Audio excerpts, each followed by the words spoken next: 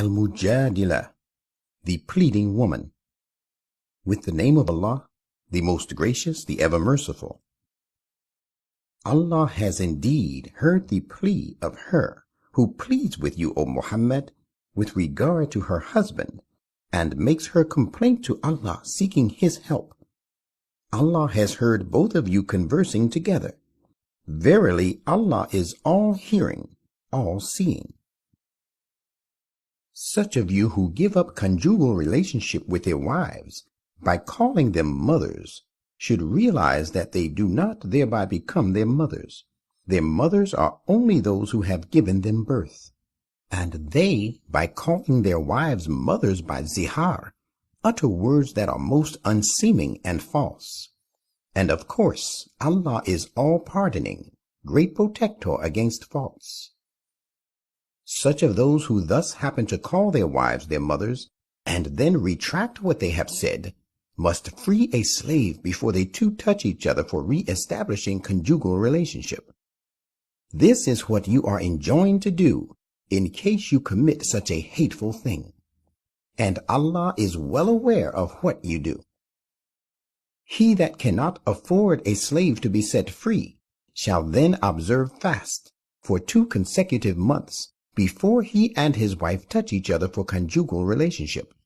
But he who has not even the strength to fast for that time shall feed 60 poor people. This has been so ordained that you may have faith in Allah and really submit before him and his messenger. These are the limits enjoining you to give up foul practices and injustice to women, prescribed by Allah, and the deniers of these shall receive grievous punishment. Surely those who oppose Allah and his messenger shall be laid low and humbled, as those opponents of the truth who were before them were laid low and humble. And we have already revealed clear ordinances as to how to uplift the status of women. And the deniers of these ordinances shall receive a humiliating punishment. This punishment will also take place on the day when Allah will raise them up all together. Then he will inform them of all they have been doing. Allah has kept a recorded account of it, while they have forgotten it. Allah is witness over everything. Do you not see that Allah knows whatever lies in the heavens and whatever lies in the earth? There are no 3 holding a secret council, but he is their 4th. There are no such 5, but he is their 6th. Whether they are fewer than that or more, he is with them, no matter where they are. Then on the day of resurrection, he will tell them in the form of requital all that they have been doing. Surely Allah is possessor of full knowledge of all things.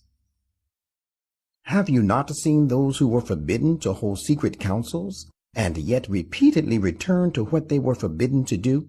And they conferred together secretly, encouraging sin, transgression, and disobedience to the messenger? When they come to you, they greet you with words with which Allah has not greeted you. But they say one to another, "Why does Allah not cause us to suffer for what we say hypocritically?" Sufficient for them is Jahannam to reckon with them satisfactorily. They shall enter it. What an evil resort. O you who believe, when you hold secret councils, do not confer to promote sin, transgression, and disobedience to the messenger.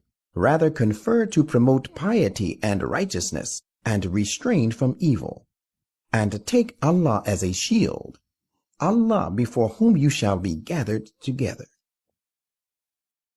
Holding secret councils with evil intentions is the work of Satan, who does it to cause unrest and distress to those who believe.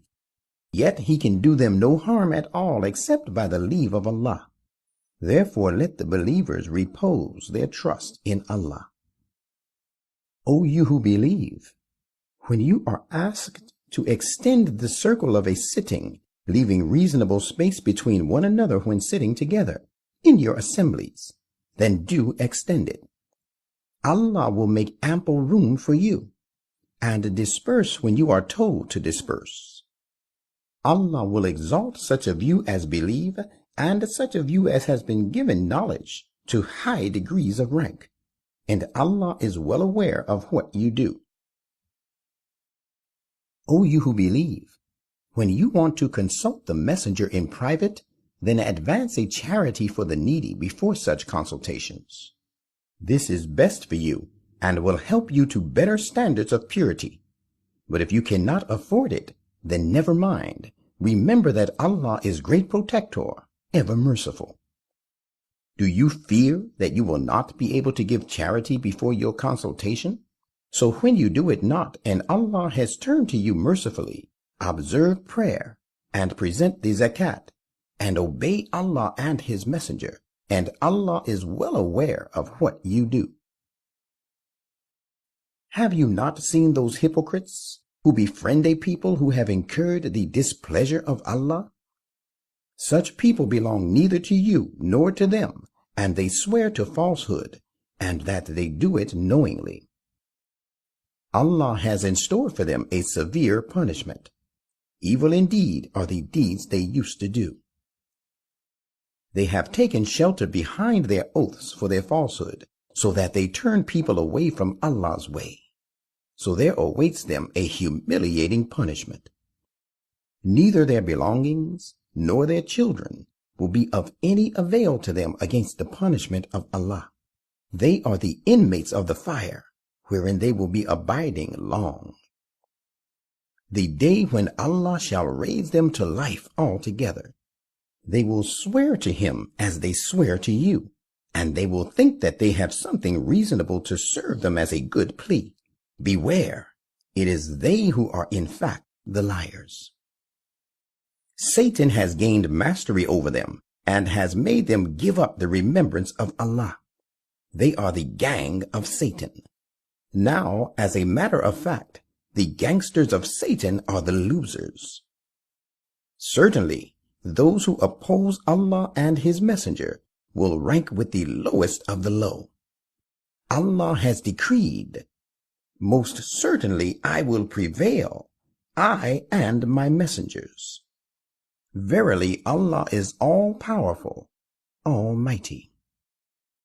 You will find no such people who truly believe in Allah and the Last Day, loving those who oppose Allah and His Messenger, even though they, the opponents of Allah, be their fathers, or their sons, or their brethren, or their kindred.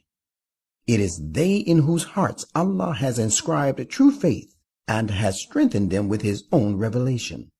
He will admit them to gardens served with running streams. They shall abide there forever. Allah is well pleased with them, and they are well pleased with Him. They are Allah's party. Behold, it is Allah's party alone that are the winners of the goal.